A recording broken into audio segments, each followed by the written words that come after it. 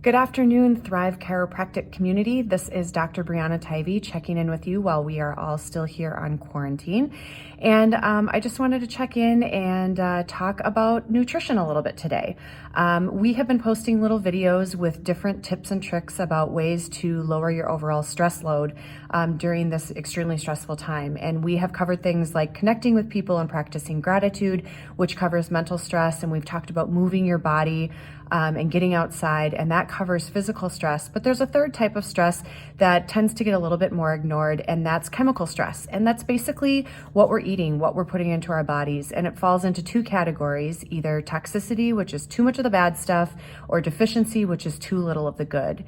And we really want to talk about trying to lower that toxicity level and increase all the good stuff that we're putting in there. One of the reasons this is so important is that 70% of your immune system lies within the lining of your gut.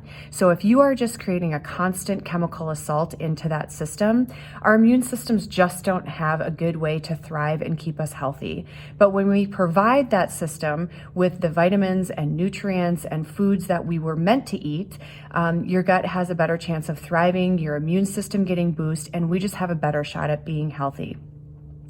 One of the things that people don't think about is that from a genetic standpoint, we are largely unchanged from our hunter-gatherer ancestors. And if you think about what they were eating what was available to them out in nature. And if you walk into our grocery stores these days, there is not a lot of that stuff on the interior of the store. And actually, my favorite nutritional guideline comes from author Michael Pollan, who's a big name in the food industry. And in his book, In Defense of Food, he states, or recommends rather, that we don't eat anything that our grandparents wouldn't identify as food. And that sounds kind of funny, but if you think about it, if you walk into one of our grocery stores these days, there's just a lot of stuff that's stuff and not food. So I would encourage you to start thinking about trying to make sure that you're eating things that are actually food.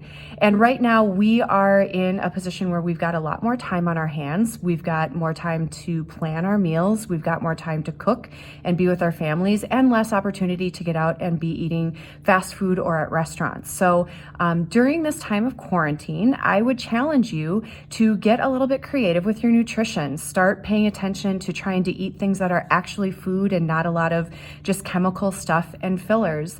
And, try to make it a fun game with your family. Try to plan a meal or two a week where you're really focusing on having a good nutritional meal. And a good rule of thumb is to check your ingredient list and try to have 5 ingredients or fewer per item, and to be able to pronounce all of those ingredients on your list. So this is just another tool that you can use to try to lower that overall stress load in your world right now while everything else seems very stressful, and also kind of a fun challenge that can change the overall trajectory of your health. So I challenge you to get out there, get some new ingredients that you're not familiar with, and lower that toxicity level in your body.